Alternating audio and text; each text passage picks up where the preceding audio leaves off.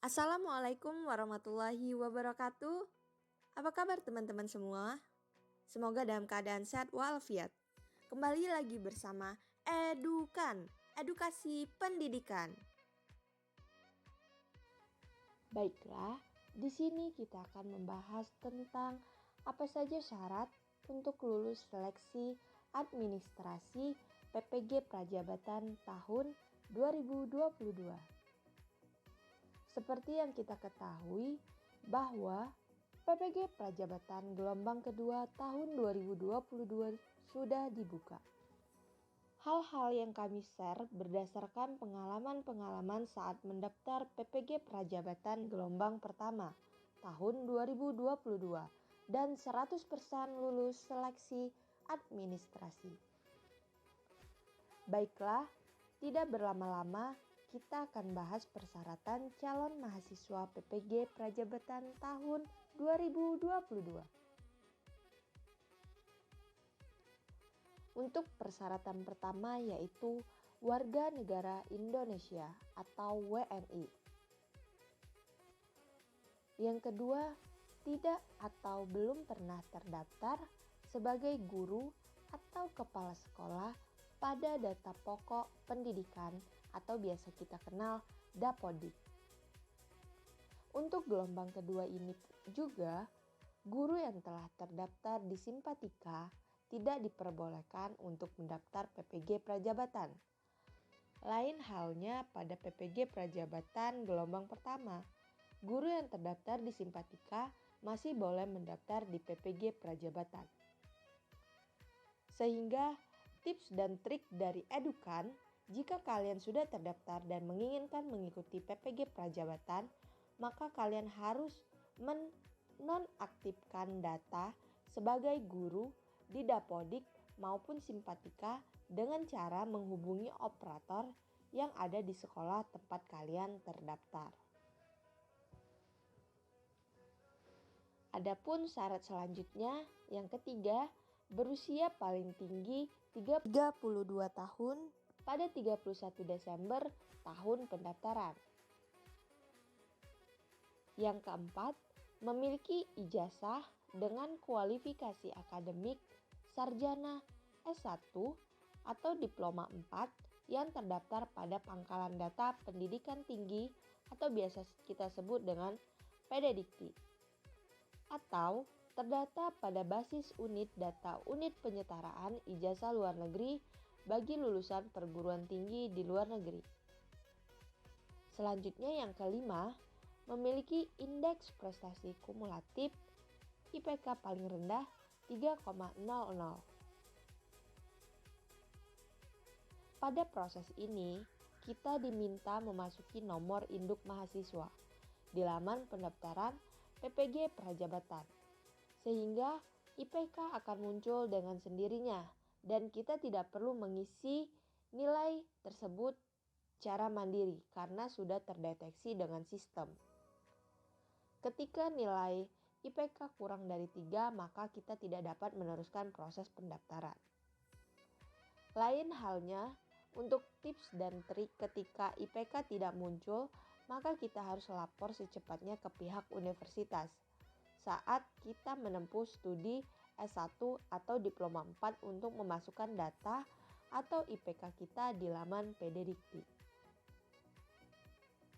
Selanjutnya yaitu memiliki surat keterangan sehat jasmani dan rohani, memiliki surat keterangan berkelakuan baik, memiliki surat keterangan bebas narkotika, psikotropika, dan zat adiktif lainnya. Untuk ketiga surat tersebut tidak dibutuhkan pada proses seleksi administrasi, tetapi nanti ketika kita sudah dinyatakan sebagai mahasiswa PPG Prajabatan dan bersedia mengikuti program PPG Prajabatan, kita diharuskan membawa ketiga surat tersebut dan lapor diri ke LPTK penyelenggara. Selanjutnya yaitu menandatangani fakta integritas yang ditempeli dengan materai 10.000.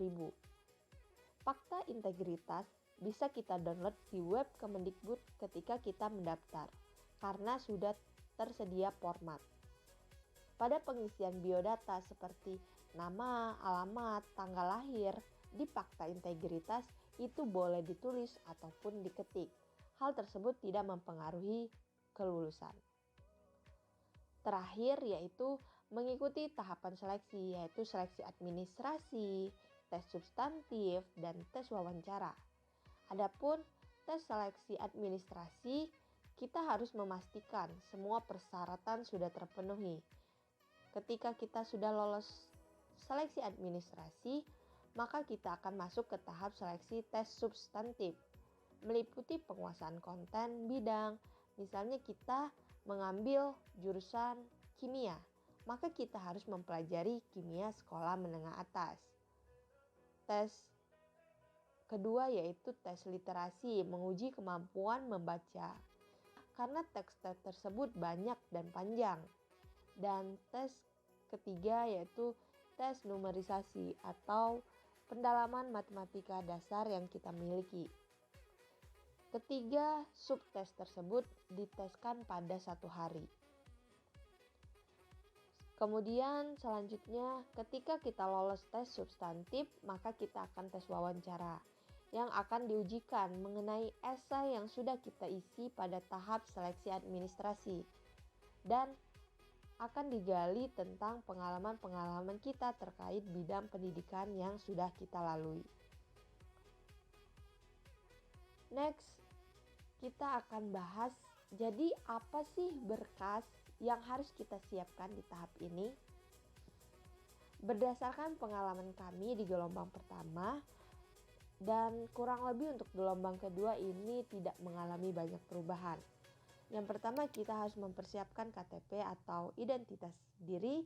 Yang kedua, persiapkan pas foto berwarna biru atau merah sesuai dengan ketentuan. Persyaratan pada gelombang pertama, foto background belakang harus berwarna biru. Lain halnya untuk gelombang kedua harus berlatar belakang merah. Sehingga kita perlu update terus persyaratan-persyaratan yang sudah ada di web PPG Prajabatan. Selanjutnya yaitu nomor 3, melengkapi biodata diri pada laman SIM PKB yang terdiri dari beberapa bagian seperti informasi umum, pengalaman organisasi, pengalaman mengikuti pelatihan, serta mengunggah dokumen penting seperti fakta integritas yang template sudah tersedia dan dapat didownload pada website SIM PKB. Yang terakhir yaitu melakukan pengisian esai sesuai dengan pengalaman sebenarnya.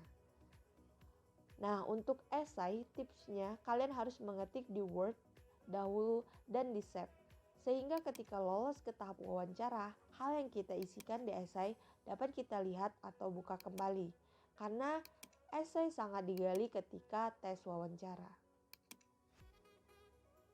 Selanjutnya, kalian bisa mendaftar atau melihat syarat-syarat yang ada di PPG Prajabatan pada laman resminya yang sudah kita cantumkan ini. Atau ketik saja dengan kata kunci PPG Prajabatan dan kalian akan dialihkan ke web ppg.kemdikbud.go.id. Dan untuk info-info update terbaru, follow IG resmi @ppg Kemendikbud.